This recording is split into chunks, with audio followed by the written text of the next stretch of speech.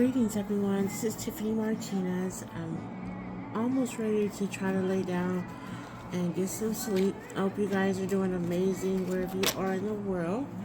Um, I was just sitting here thinking. I said I'm gonna make a quick video. So a lot of people have been asking me because they've never been through this, so they're just, I guess, out of curiosity, they're wondering, when am I going to start dating, if I'm going to start dating, you know will I ever get married again. And again, they ask out of curiosity, and I understand that, and I don't mind that so much. I'm just putting some cards together and putting them back in this box. The thing is, I've been thinking about this a lot. And when I say a lot, I mean a whole lot. Like, mostly because when my husband was here, like, still living, we talked about those things. And we pretty much said the exact same thing, that we wouldn't get with anybody else, and we wouldn't date, and we just talked about those things, so. And like I said, a lot of people have been asking me, people that I've grown up with, people that I went to school with. When I say school, I mean after I left home, and I lived in PA for a while, so for like 5 or 6 years, something like that. So,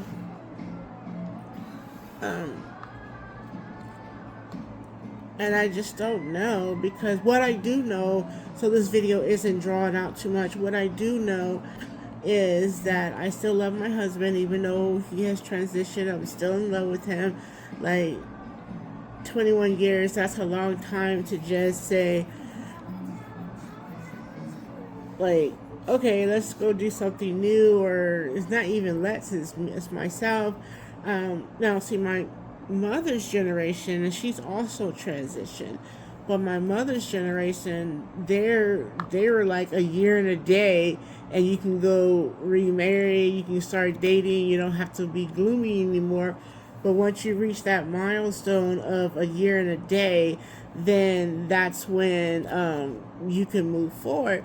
And I'm like, as a child growing up, I'm like, okay, like, because you don't have parents try to instill their beliefs into you, and I just never connected with that feeling. Like, I was married once before, and when we separated and then ultimately divorced, it felt like a get out of jail free card. That's what it felt like. It was just like, the universe is telling me that, hey, we're going to give you another chance, and, not necessarily don't blow it, but I felt so free when I was, divorced, and I didn't have to deal with anything pertaining to anything, because, it was a wrap. We just, actually, I did my divorce through the mail, so, and one of my friends that I'm still in contact with from back there, but he lives in ATL now, he helped me get my papers so I could sign them through the mail, so I didn't have to deal with, the first husband. I try not to say his name because I don't want to give him any time or energy. So the whole point is, it felt different. Like, it felt freeing when the divorce was final, and that's fine, right? So, but this is just a different feeling, and I asked my husband in spirit, what does he think? Because I have a tattoo on my right arm. It's a dragonfly, and then underneath it, or connected to it, says Henry, and then it says forever is a long time. And that works both ways. Whether if your spouse is still living and you love that person, then forever is wonderful. But if for some reason that love is severed on any level, like whether if you are divorcing or it's permanent, like that person like died. So either way, forever is a long time. And like, I just don't know. What I do know, as I said previously, is I can't be hurt anymore. I can't go through this again with anybody. And I'm actually like pretty afraid to try to connect with someone, try to imprint on someone, and vice versa. It's like I don't know how else to say it. Like, I still feel like my humanity switch is off and it's kind of broken. So it's like I'm I guess you could say, like, I'm afraid to love again. That is definitely a fact, because like I said, I cannot go through this again. When my husband died, that nearly broke me. Like, when I was married the first time, that nearly broke me. And my friend that I'm still in contact with, he was best friends with the first husband, and that even, it infuriated him as well, because um, I, I didn't deserve to be hurt. So by the time I met Henry, because we met online back in, AOL days, those massive chat rooms, it was just very fortunate that we found each other.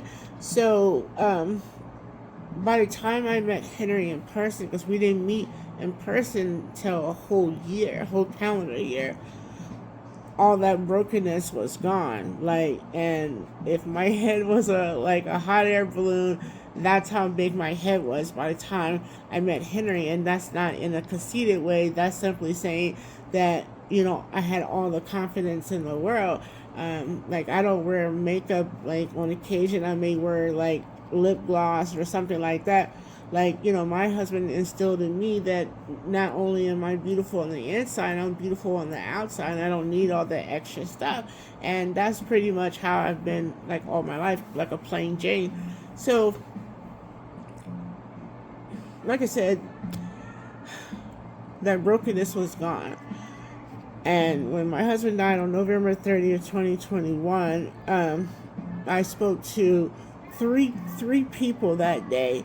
One was my grandmother first, and that kind of still haunts me on some level, because I've never done anything to my grandmother. Like, I've never done anything. I've never been disrespectful, anything like that. So to call her, and I'm in hysterics at this point. Like, I am in beyond just losing my mind, basically, because I couldn't get my mother on the phone.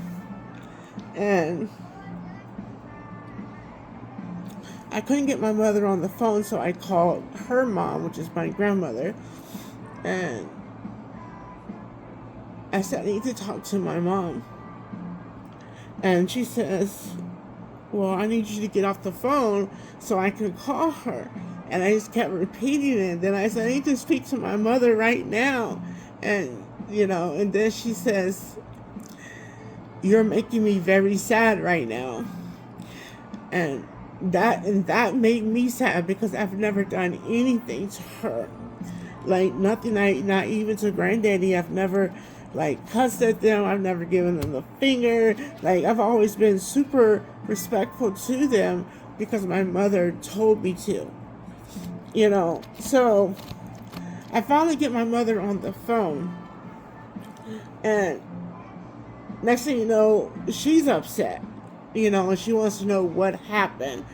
And I told her pretty much what was going on, but it didn't happen that day. He had been in the ICU for a few days, and she kind of was confused, like, why are you just calling me now?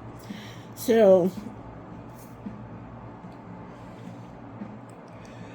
and there was one other person that I spoke to that day, and I don't want to mention her name, because not saying that she sees my videos or anything, but she may not want others to know. But she was so kind to me, and I do mean kind. I don't mean that little cheesy niceness. She was genuinely kind. So Like I said, there was only 3 people that I spoke to that day. So the whole point is, I'm so sorry to drag on, but I can't go through that again. I can't do that. And I don't have trouble finding people that like me back, like a male figure they actually want to date, or they want more than dating, a life together. But it's very difficult because I just keep thinking about Henry and how much darkness came with that. Like, a lot of darkness came with that. More darkness than anyone should go through. So I answer people's questions that actually keep asking me. I don't know if I want to date again. I don't know if I want to get married again, because that scares me. And I don't want someone to love me, because that's going to make me want to love you back if things are, in order. But I don't want to be hurt again. I can't go through that again. That, like, I'm just barely standing up from this. Like, people always say the phoenix ashes. It's like I laid in that fire for nearly 3 years. So I can't go through that again. Or let me say it like this: I won't go through that again. I will not go through that again. I can't go through. I was actually diagnosed with broken heart syndrome, and I haven't seen my cardiologist in probably 4 years. My last echo, no, that's not true. My last echo, I think, was in 2022, early 2022. I went in, but I didn't go back because I was getting them done like every 6 months. And he was like, well, I could do your results over the phone, but you have to come in to do the actual testing. And I said, no, I'm not going to go back anymore. And then just looking at the imaging, this is not something that he just gave me a sticker or a sheet of paper and said, yes, this is broken heart syndrome. He sees it on the screen. He sees it, through the lab results and everything, and through the echo, the cardio echo. So, like, I don't know how else to explain it. It just feels like that I've been drowning and I'm just coming up for air. You know how people who actually swallow water at the beach or the pool and they do CPR and the water is coming up? That's what it has felt like for nearly 3 years. So I don't know what will happen in the future in regards to, am I going to date anybody or anything like that? I just don't know. What I do know is that I still love my husband, and if he walked in through the door right now, I would be a little off for a minute, but I would be so relieved that he's okay and he's back and things like that. So anyways, I didn't mean for this video to go that long. I don't think it's too bad. It's like 14 minutes. It's not too bad. But again, this is for people who've been asking if I'm going to date again. Am I going to get married again? Things like that. Because forever is a very, very, very long time. And it's already hard enough. But I'm here for a reason. So I hope I can do what I need to do, and while I'm still here. Again, I hope you guys are always doing amazing, and I show gratitude for those who have subscribed to my channel and actually stuck around. I know I haven't been in the kitchen, making anything or using my air fryer. I haven't been doing that lately, but I'm back on track with my weight loss journey. I may try to make some cookies in the future, and I'll just give them to my neighbor or something like that, so I can just get back to making stuff and just keeping my hands busy. But I don't know. It just all depends, because I have other stuff that's on my plate right now too. I'm trying to get, I had like a couple of businesses that I had established, and the other one, the main one, is doing pretty well, but there was other projects that I was working on. So if you can see my table, I'm gradually cleaning it off, and so I can have more than a little space to work with, because this is where I'm now eating my meals at the table, which is a really, really, really good plus. And I just have a bunch of stuff on my table, crystals and things like that. But I had some statues up here, but I have since moved those into another corner for now. So it's a process. I'm still trying to get my home back in order, and like I said, I may make a separate video for that, so this one doesn't drag on too long. But just to talk about the darkness and how I'm coming back into the light, which is a really beautiful thing. But it was pretty scary at one point.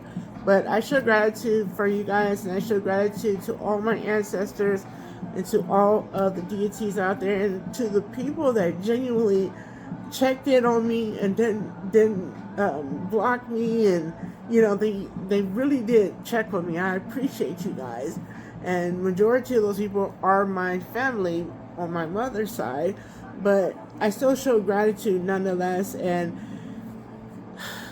until the next video, peace.